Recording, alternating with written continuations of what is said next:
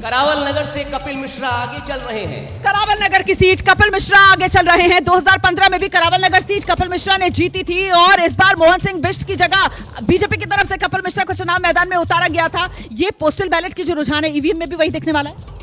हो सकता है, नहीं भी हो सकता, अभी कहना बहुत। एक मिनट, आप अपनी बात पूरी कीजिएगा। लेकिन आंकड़ा बदल गया है, 15-4 पर पहुंच गया है, बीजेपी प्लस 15 पर पहुंच गई है, आम आदमी पार्टी 4 पर। बीजेपी तेजी से आगे बढ़ती हुई यहाँ पर नजर आ रही है। अगर ये आंकड़ा है तो मींस आपका एग्जिट पोल का यही आंकड़ा रहेगा। अगर यही नंबर रहने वाला है आगे पोस्टल बैलेट में जो दिख रहा है ईवीएम में भी। देखिए, प्रधानमंत्री मोदी की कैप्टेंसी में निर्मला सीतारमण ने एक्स्ट्रॉर्डिनरी इनिंग खेली है। बीजेपी की सरकार बनेगी, आप देखिए। बीजेपी की सरकार बनने जा रही है। शुरुआती रुझान यही संकेत दे रहे हैं। नंबर बदल गया है, नंबर बदल गया है। बीजेपी प्लस 15 पर, आम आदमी पार्टी 5 पर। जंगपुरा से मनीष सिसोदिया लेकिन पीछे चल रहे हैं। आतिशी जो है वो कालकाजी सीट से पीछे चल रहे हैं। अरविंद केजरीवाल आम आदमी पार्टी के सबसे बड़े चेहरे जो है वो अपनी नई दिल्ली सीट नहीं बचा पा रहे हैं। शुरुआती रुझान में अरविंद केजरीवाल पीछे। प्रोफेसर साहब, दिल्ली की जनता ने आदरणीय प्रधानमंत्री श्री नरेंद्र मोदी जी की गारंटी पर विश्वास किया है। उसी का परिणाम दिख रहा है कि किस तरीके से भारतीय जनता पार्टी परिणाम में ये नजर आ रहा है कि बीजेपी प्लस 15 पर पहुंच गई है। आम आदमी पार्टी जो है वो 5 पर इस वक्त सिमटी हुई है और अरविंद केजरीवाल ने ये पूरा चुनाव खुद पर रेफरेंडम के तौर पर जनता के बीच पेश किया था और ऐसे में खुद अपनी सीट पर पिछड़ रहे हैं अरविंद केजरीवाल।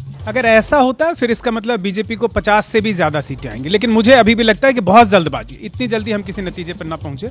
मुझे लगता है 9:30 बजे से पहले किसी भी नतीजे पर नहीं। 8:18 अभी पोस्टल बैलेट की ही गिनती चल रही है। अभी ईवीएम खुले नहीं है, लेकिन क्या यहाँ से ट्रेलर मिल रहा है? मेघा, मुश्किल है ये कहना अभी रुमाना। मुझे लगता है 1 घंटा और दीजिए। लेकिन क्विकली मैं आपको एक बात बताना चाहती हूँ।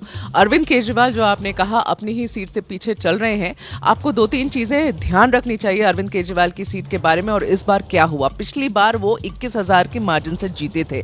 इस बार जो बोगस वोटर्स हटे हैं वहां से वो करीबन 18,000 बोगस वोटर्स को हटाया गया है और जो नए वोटर्स ऐड किए गए हैं वो 7 या 8,000 है।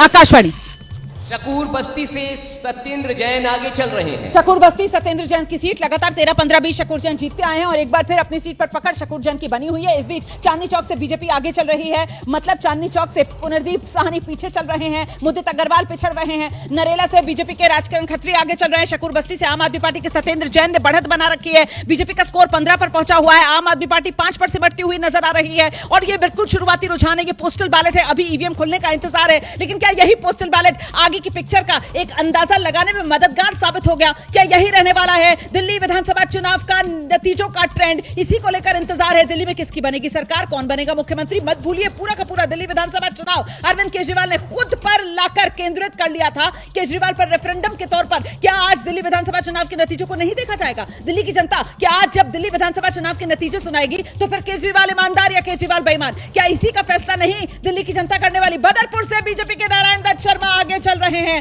बीजेपी 15, आम आदमी पार्टी 5। बदरपुर की सीट 2020 में रणबीर सिंह बिधूड़ी ने जीती थी। इस बार नारायण दत्त शर्मा को बीजेपी ने चुनाव मैदान में उतारा। बिजवासन से बीजेपी के कैलाश गहलोत आगे चल रहे हैं। 15 और 20 में कैलाश गहलोत आम आदमी पार्टी से नजफगढ़ जीत चुके हैं। दिल्ली कैंट से बीजेपी के भुवन तंवर आगे चल रहे हैं। मतलब वीरेंद्र कादियान आम आदमी पार्टी के पिछड़ रहे हैं। लक्ष्मीनगर से बीजेपी के अभय वर्मा आगे चल रहे हैं। अभय वर्मा ने 2020 में भी लक्ष्मीनगर की ये सीट जीती थी। 8 सीटें जो बीजेपी ने 2020 में जीती थी उसमें लक्ष्मीनगर भी थी। अभय वर्मा आगे चल रहे हैं। नरेला से बीजेपी के राजकरण खत्री जो है वो आगे चल रहे हैं। मतलब आम आदमी पार्टी के शरद चौहान जो है नरेला से वो पिछड़ते हुए नजर आ रहे हैं। बदरपुर बीजेपी के नारायण दत्त शर्मा आगे। तो कुल मिलाकर यहां पर फाइट जो है वो टाइट होती हुई नजर आ रही है।